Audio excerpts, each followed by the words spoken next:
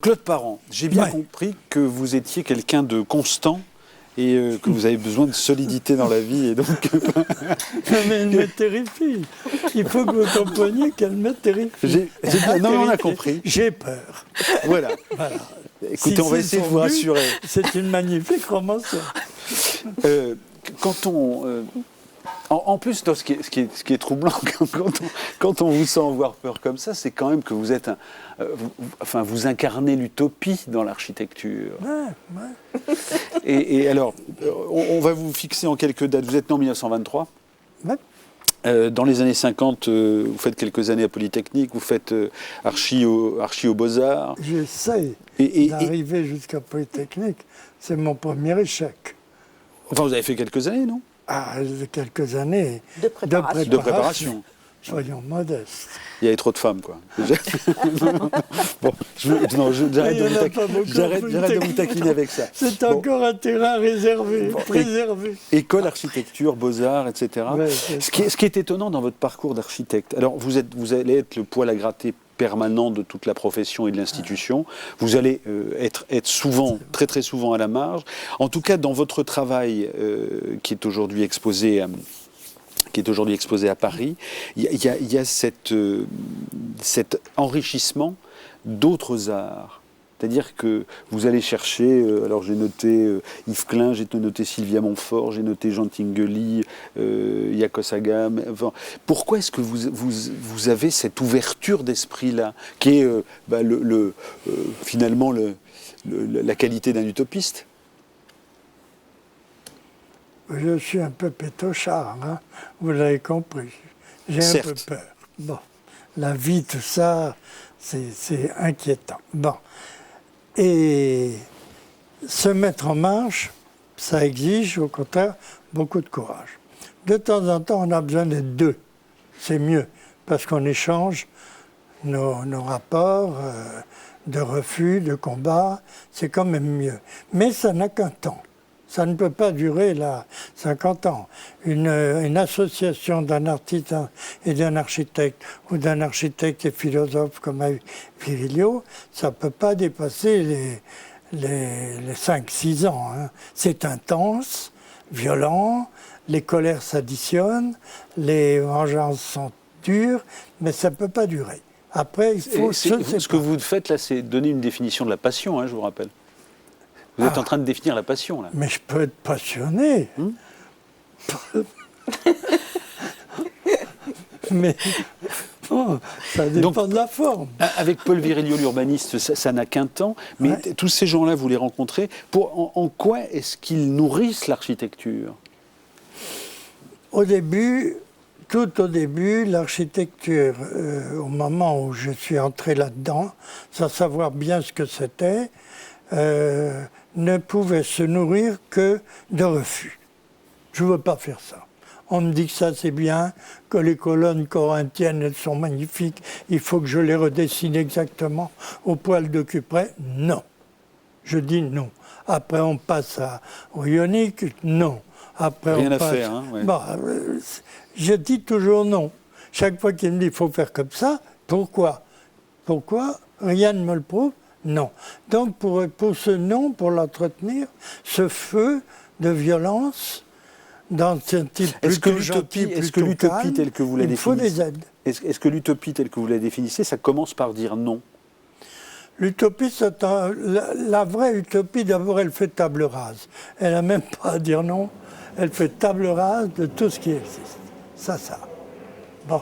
Et là-dessus, on va construire un rêve. On va construire une vision. On va construire quelque chose qui n'est pas dans le quotidien. Donc ça, après, il faudra se débrouiller avec cette utopie. Parce que quand même, être architecte... Alors, est-ce que ça veut dire que votre utopie, elle est presque plus dans vos dessins, qui sont largement présentés à la Cité de l'Architecture et du Patrimoine, que dans vos réalisations, dans ce que vous avez fait de concret?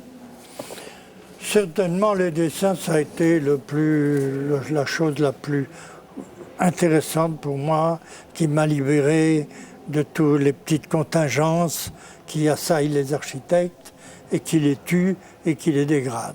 Le dessin était là Il y a eu deux trucs dans le dessin. Dessin Beaux-Arts, c'est une catastrophe. Donc il faut le refuser. Mais dessin d'imaginaire, là, ça ouvre un monde nouveau. Et ça, c'est alimentaire. C'est ça qui alimente ma tête. Parce que moi, je ne travaille qu'avec ma tête. Je ne travaille pas avec mes mains. Je ne travaille pas avec... on dit, oh oui, c'est la main qui dessine. Quand on voit, là, par exemple, cette espèce de baleine... Oui. Ce sont les grandes oreilles de la Lune. Ce n'est pas une baleine. Ce sont les grandes oreilles de la Lune. Ça dit tout. Ça dit déjà qu'on peut se décaler un peu de l'humanité rampante et qu'on a pour elle d'autres ambitions que ce que font les architectes normaux, appelons-les comme ça. Voilà, j'ai des ambitions pour ma population. Est-ce que c'est ce qui explique votre anormalité et explique justement que vous ayez toujours été banané, passez-moi la trivialité, mais marginalisé? Ben oui, mais mes premiers gestes, par exemple, je fais une petite maison avec Shine, on fait une petite maison de 125 mètres carrés, après avoir gagné un concours, et les gens allaient, franchissaient les clôtures pour aller voir, parce que c'était très vitré, comment vivaient les gens dans ce bocal. Vous croyez que c'est une attitude qui ne vous pousse pas à être marginal. J'étais fou de rage, moi, contre ces gars. Et les gens qui étaient dedans, ils n'étaient pas contents d'être devenus des poissons rouges. Il faut y comprendre, grâce à moi. Donc, je n'ai pu construire que pour des gens qui acceptaient une espèce de sacrifice propiatoire. Mais alors, dans le sacrifice propiatoire, il faut quand même marcher sur de l'oblique, parce que c'est l'un de vos grands concepts, l'oblique. Et donc, même dans une maison de 125 mètres carrés, avoir des plans inclinés en permanence, je veux bien admettre que ça change toute la perspective et que ça change tout le rapport à la Terre, mais ça ne doit pas être facile à vivre tous les jours. C'est une question d'habitude. Nous étions habitués. Écoutez, nous étions habitués. Il y a dans ce livre un livre de ma fille qui a maintenant un certain âge, qui avait 2 ans, mettons 7-8 ans quand elle est rentrée là, et elle raconte qu'elle était privilégiée, elle a vécu une douzaine d'années, 15 ans. Dans l'oblique. Et elle raconte, et tous les gens qui ont lu ce catalogue sont tombés sur ce livre, sur cet article. Absolument. Et on dit, au fond, je me disais, mais si elle avait écrit ce livre toute seule, ce serait peut-être bien mieux que moi d'y avoir ajouté des trucs. Non, dans l'oblique, ce que je cherche à faire, c'est à mettre les gens en mouvement. Comme beaucoup de romanciers d'ailleurs. Comme tous ces gens qui s'occupent de la vie des autres, moi, je m'occupe par force de la vie des autres, puisqu'ils vont vivre dans mes maisons ou dans mes immeubles. Et mon rêve, c'est de les sortir de leur neutralité. Voilà. Ça, donc, les déstabiliser.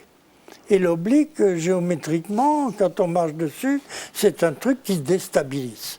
Et en déstabilisant, l'homme, petit à petit, ou la femme, ou les enfants, modifient leur rapport au sol, comme vous l'avez dit, mais même dans les relations humaines. Et dans la dynamique. Enfin... Le poids devient quelque chose de différent. Le poids, on dit, je suis gros, ou je suis mince, ou je veux être mince, c'est tout. Point final. Et puis on dit, grâce à la gravité, c'est mon poids qui me tient debout tout droit. Mais c'est pas ça. C'est pas ça. Dans l'oblique, le poids devient un moteur. Ça devient un élément énergétique. C'est si vous montez, si vous descendez, vous n'êtes pas le même homme. Vous ne réfléchissez pas, vous ne prenez pas la même décision, je suis sûr, dans votre vie, si vous la prenez dans une pente qui monte ou dans une pente qui descend. Il y a quelque chose là, un clic, qui fait que le monde, si il en tire une leçon quelconque, je ne sais pas quelle forme ça aura. Non, mais vous imaginez, si je vous pose des questions comme ça, si je suis oblique. On se veille il n'y a pas longtemps Camille Boitel, qui fait un spectacle où justement, sur une dizaine de minutes dans le spectacle, tout est oblique. C'est-à-dire que tous les éléments du quotidien sont en oblique. Donc ça impose un rapport au corps, à soi, aux autres. Et donc vous êtes fou. Enfin, d'essayer de réaliser cette utopie. J'y crois. J'y crois de telle façon que ce n'est plus dans ma tête une utopie, c'est un combat. Ah ben non, mais vous le faites en plus quand vous faites l'église Sainte-Bernadette du Banlay. Oui, je le fais, oui, c'est ça. Et donc quand vous mettez Dieu en pente... ça se passe bien. Hein.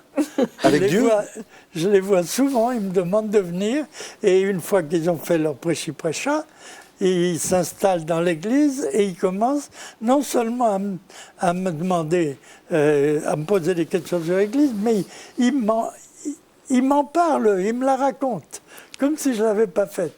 Et je la découvre.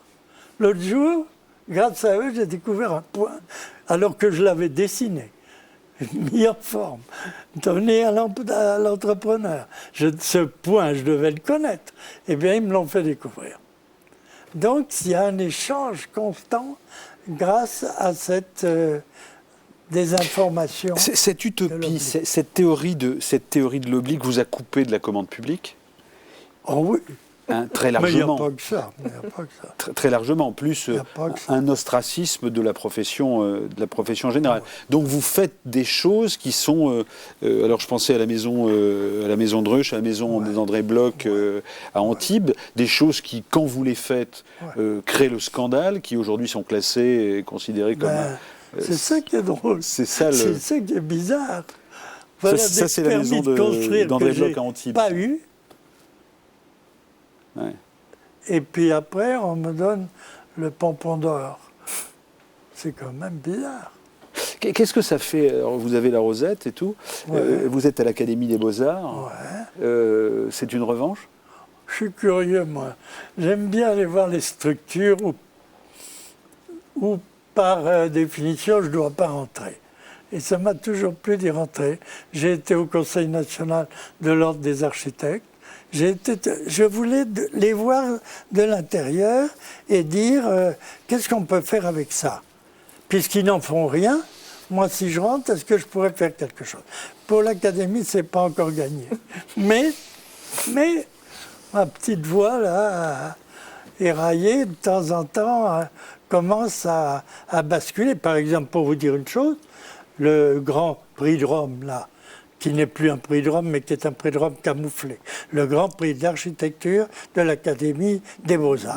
C'est richement doté, enfin, etc. Bon, ils m'ont mis dessus, ils m'ont dit, vous allez vous occuper de ça. Bien, la première fois, j'ai interdit de prononcer le mot « ville ». La deuxième fois, j'ai interdit de prononcer le mot « cité », etc.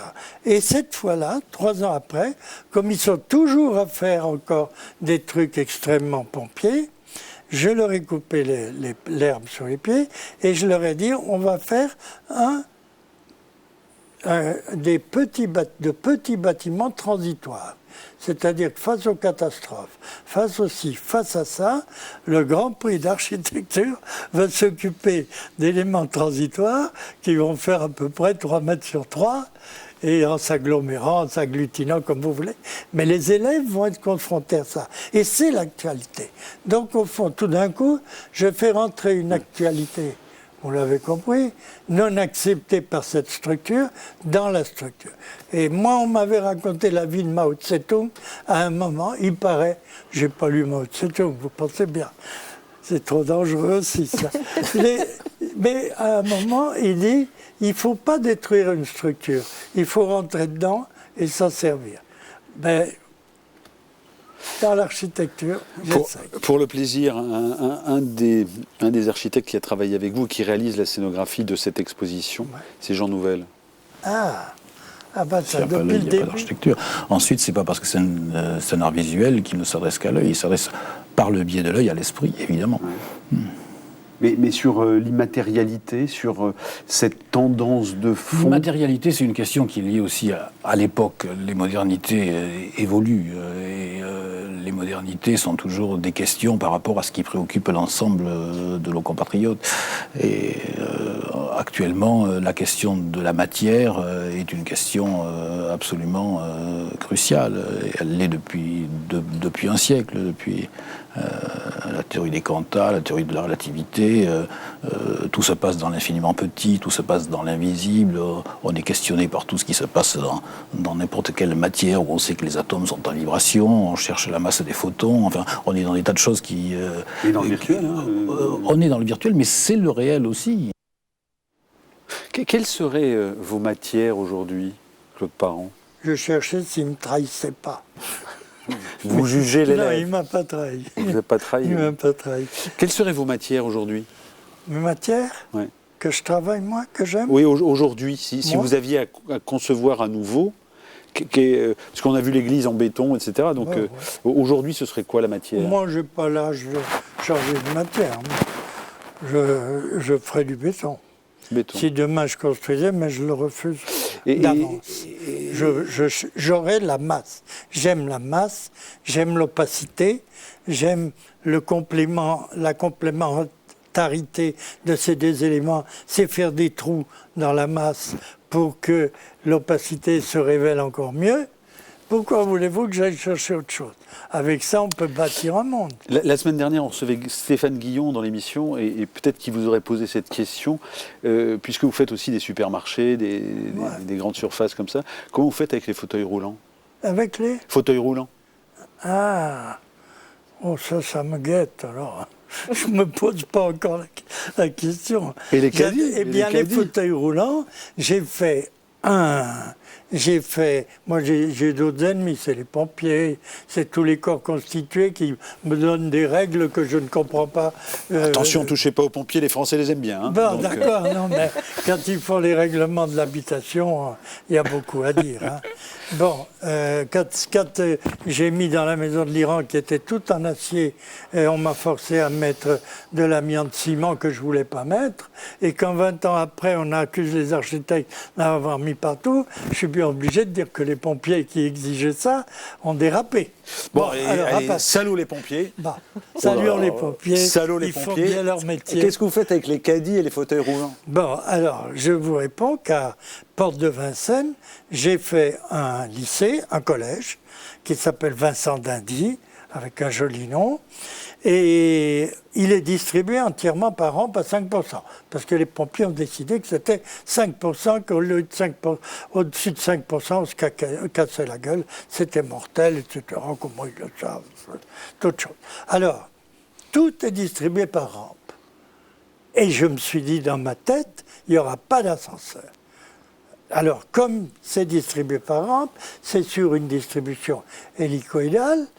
Et j'ai dit aux gens dans le concours, j'ai gagné un concours quand même, je leur ai dit, et en plus, cette fameuse solidarité à laquelle on n'arrive jamais entre les handicapés et les non-handicapés, eh bien là, les gosses les apprendront tout de suite parce qu'ils pousseront le fauteuil.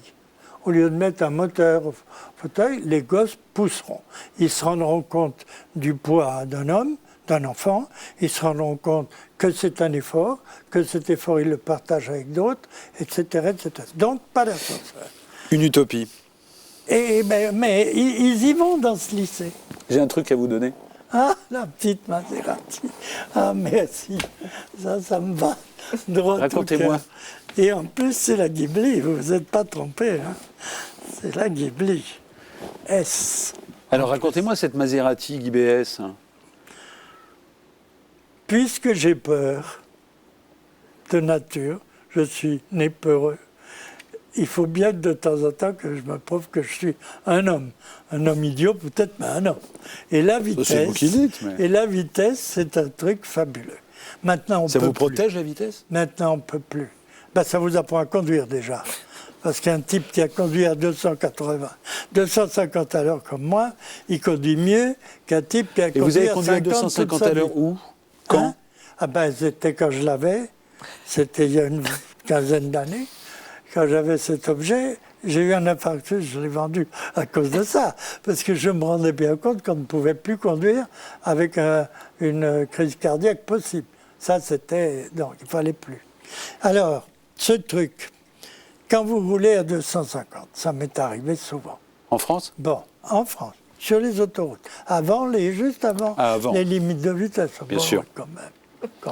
Quand même. Faut être honnête, comme la loi. Vous avez peur de l'autorité, oui. Eh bien, c'est grisant parce que vous arrivez à vos limites de compétences. Et c'est ça qui est intéressant.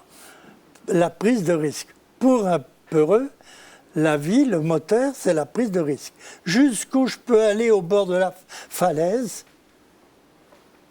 avant de tomber.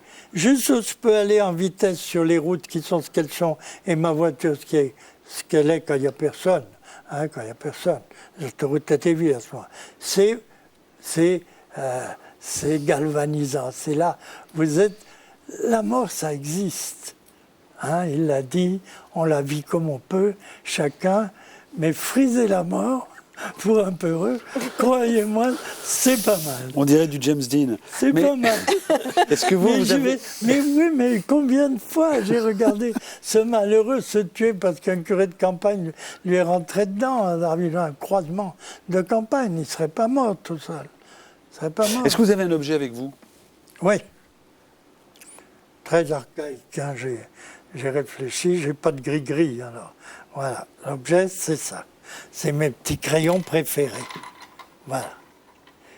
Et pour que vous me disiez pas, oui, mais vous vous en servez pas, vous êtes un menteur, vous racontez n'importe quoi. Pour vous, j'ai apporté une photo d'un de mes derniers dessins, car on m'a dit de la montrer comme ça. Voilà, très bien. Ils m'ont dit, attention.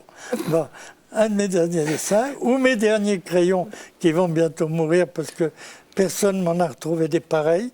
Ils viennent des États-Unis, sont utilisés avec un grand plaisir. Et j'aime que ces crayons, mais enfin, ils vont mourir, ils n'en ont plus pour longtemps. Il faudra que je change.